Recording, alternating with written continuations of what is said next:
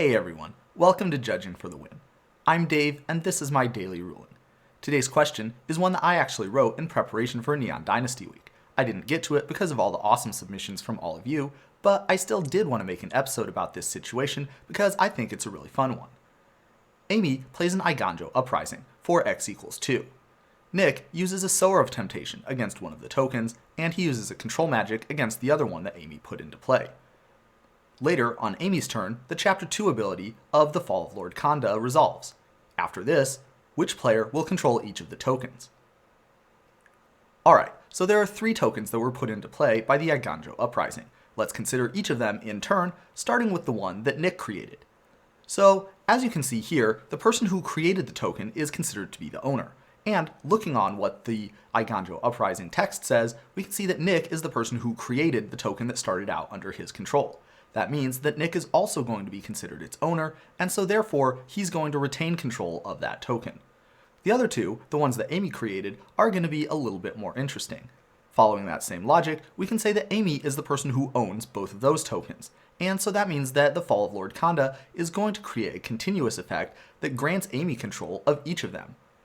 This is indeed how the wording on the Fall of Lord Konda indicates that it will grant the owner of all those permanents the control of them. It doesn't say that it's going to end any control changing effects, rather it just creates a new control changing effect and it puts that on all of the different permanents. So that's what's going to happen. After the Fall of Lord Konda's ability resolves, there's going to be 2 control changing effects on each of Amy's tokens. One from the Fall of Lord Konda and one from either the Sower of Temptation or the control magic. So how would that work? Well, each of those tokens is going to have 2 control changing effects acting on it. Because there's no dependencies here, those control changing effects are going to be applied in timestamp order. That means that the Fall of Lord Konda is going to have a later timestamp than whichever other control changing effect is acting on those tokens. And so in both of those cases, the Fall of Lord Konda's later timestamp is going to mean that Amy is going to end up with control of those tokens. That might mean that the game state is going to look a little bit weird, since Nick is still going to control the Sower of Temptation and he's still going to control the control magic. However, there's nothing actually wrong with that game state. In particular, let's note that the control magic does not say something like enchant creature you control, which would mean that there was a state-based action waiting to make that fall off of the token if it ever got controlled by the wrong player. So what's actually going to happen is that Amy is going to have control of both of the tokens that she created with the Eiganjo Uprising, and one of those tokens is still going to have Nick's control magic attached to it. The Sower of Temptation is of course still going to be on the battlefield, but it will be under Nick's control. And so that's what the result of that situation is going to be.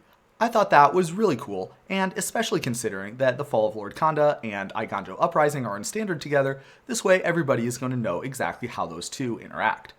There's one other thing that I wanted to talk about while I'm on the topic here. Let's say that Nick didn't have a control magic or a Sower of Temptation. We'll take those cards out of the equation, and instead we'll say that he controlled a Crafty Cutpurse while this Eiganjo Uprising was resolving. What would be the status then, after the Fall of Lord Konda resolves?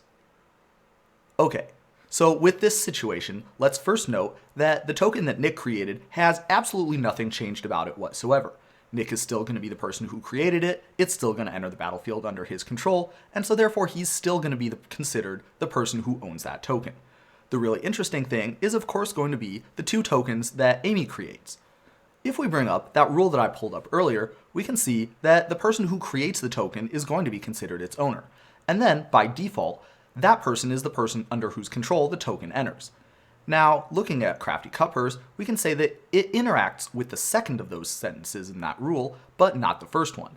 In other words, it's going to change what player the token enters control under, but it doesn't say that it changes anything about who creates that token. Accordingly, Amy is still going to create both of the tokens that she was creating with the Eiganjo Uprising. It just so happens that because of Crafty Cutpurse, she's going to create them under a different person's control. That's how the Crafty Cutpurse's ability accomplishes what it does. Taking that rule back into account, when we say that each player is going to gain control of all the permanents that they own, then we can say that Amy is going to own both of those tokens that she created while the Eiganjo Uprising was resolving. Whether or not that they entered the battlefield under her control is immaterial. And so therefore, in this situation, we'll end up with exactly the same result as we talked about before.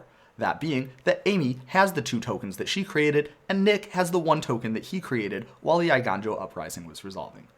And that's all I have for you today. How did you do? Join me again next time for another daily ruling, but until then, I hope you have a great day.